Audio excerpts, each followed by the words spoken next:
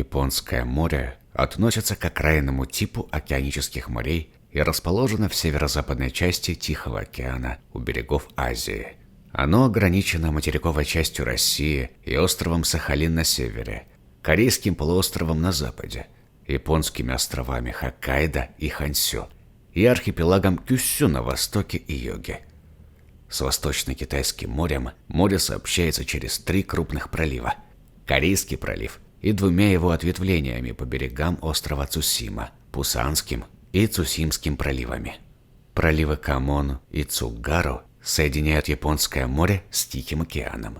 Связь с Охотским морем проходит через проливы Лаперуза и через Амурский лиман с проливом Невельского и Татарским проливом. Основной приток вод Японское море происходит через Корейский пролив. Уступая по размерам только Берингову и Охотскому морям, Японское море – одно из наиболее крупных и глубоких морей, омывающих Россию. Его площадь составляет 1 миллион 62 тысячи квадратных километров. Средняя глубина – 1500 метров, а максимальная глубина – 3720 метров. Японское море является полузамкнутым, так как оно омывает территорию нескольких государств, сообщается с другими морями через узкие проливы и, главным образом, состоит из экономических зон нескольких государств. Берега Японского моря омывают 4 государства. Помимо России это Северная Корея, Южная Корея и Япония.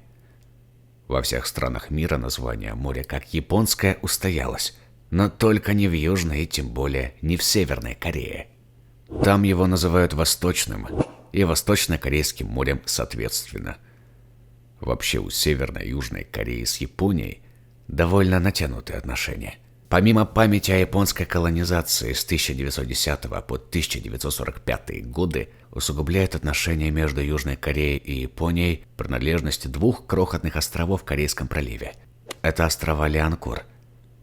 Обе стороны считают острова своей законной территорией, опираясь на исторические документы их открытия.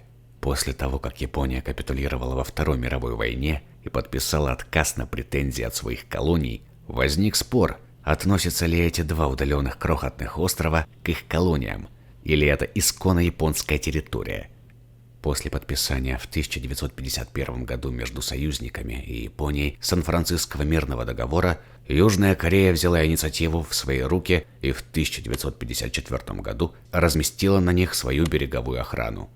На данный момент периодически возникают стычки между рыболовецкими судами Японии и береговой охраной Южной Кореи. Япония же и не идет на обострение конфликта, но и от претензий на эти острова не отказывается. Все Японское море разграничено на исключительно экономические зоны 4 стран, которые используют эти зоны в полном объеме, а иногда и чуть больше, порой в ущерб экосистеме моря. Лов рыбы и других животных моря производится на пределе их естественного восстановления. Для регулирования численности животных, например, в России, действуют сезонные запреты в своей исключительной экономической зоне на вылов определенных видов животных для поддержания их численности. Японское море достаточно замкнутое. Здесь преобладают 2 направления течений и образуют огромный круговорот против часовой стрелки. Теплый вектор несет Цусимское и восточно-корейское течение с юга вдоль острова Хонсю на север, и холодное лиманское течение, проходящее на юг вдоль материка, которое далее переходит в приморское и северокорейское холодное течение. Такая схема течений с 2 большими направлениями холодных и теплых масс воды, смешиваясь, обильно насыщает воду кислородом. Большая разность температур северных и южных вод, разнообразный грунт, разнотипная береговая линия и воды с большим содержанием кислорода обуславливают богатейший мир обитающих здесь животных и растений. Фауна Японского моря поистине уникальна. В Японском море обитает более 900 видов рыб, из них промысловыми являются 179 видов.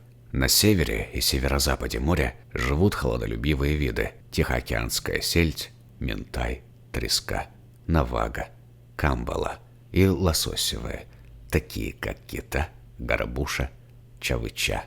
В южных районах обитают теплолюбивые рыбы – сардина и васи, японский анчоус, скумбрия сайра. Летом в море заходят тропические виды – летучая рыба, тунец, луна-рыба, Наибольшее видовое разнообразие рыб свойственно южной части моря, Корейскому проливу и прибрежным водам острова Хансю.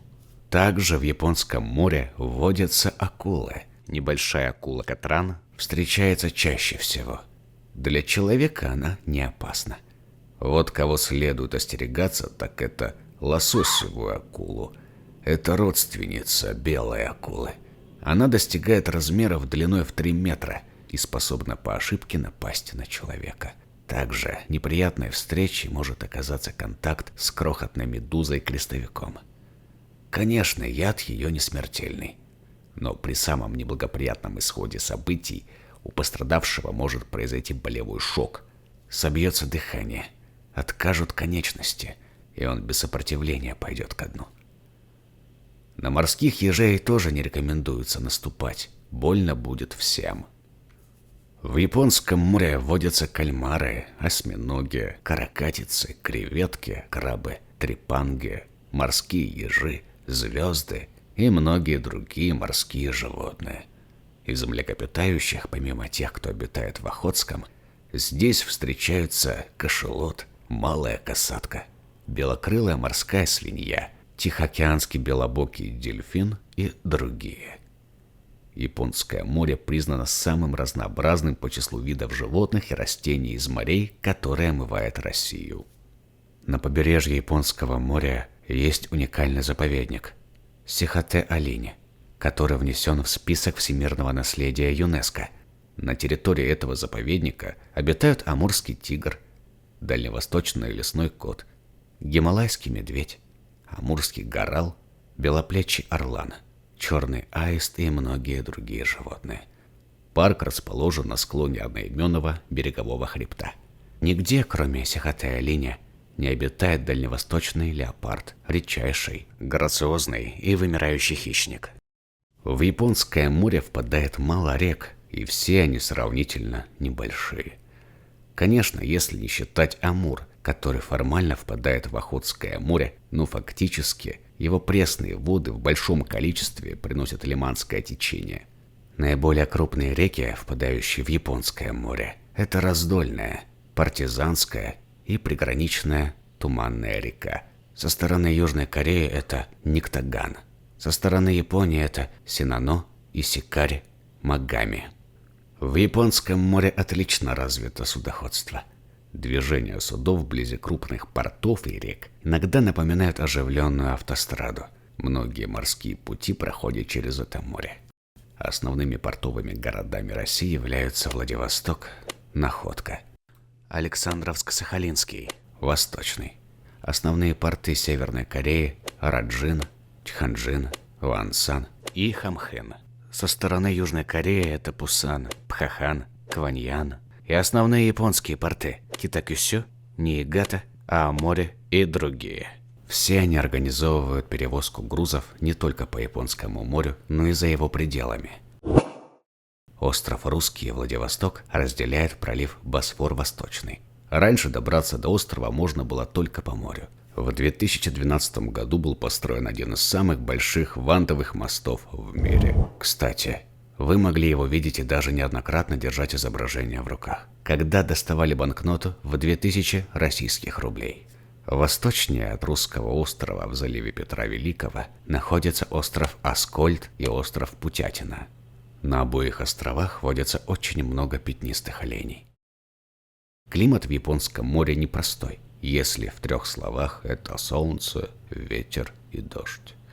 Где ветер и дождь часто взаимосвязаны. Японское море целиком лежит в зоне муссонного климата умеренных широт. Каждый год в начале осени на экватории моря выходят тропические циклоны и сопровождаются ураганами. Континентальные циклоны наиболее часто наблюдаются зимой. У материкового побережья в холодное время года преобладают сильные северо-западные муссонные ветры. Летом направление этих ветров меняется, и над морем увеличивается количество тайфунов, которые вызывают порой катастрофические ураганы. В зимний период года температура воды моря в разных районах сильно отличается. Для северной части характерно ледяное покрытие поверхностей, тогда как в южной части приблизительная температура составляет 16 градусов тепла. Японское море можно назвать ключом к Юго-Восточной Азии, который открывает двери России в оживленный мир азиатских стран. Это море одновременно может быть замерзшим на севере и более-менее пригодным для купания на юге. Оно может нести ураганы и разрушения, но в то же время манит людей со всего света своими красотами. Если у вас есть вопросы или дополнения, или вы просто, например, из Славянки, пишите ваши комментарии. Будем рады всем вам. С вами был канал Просветись.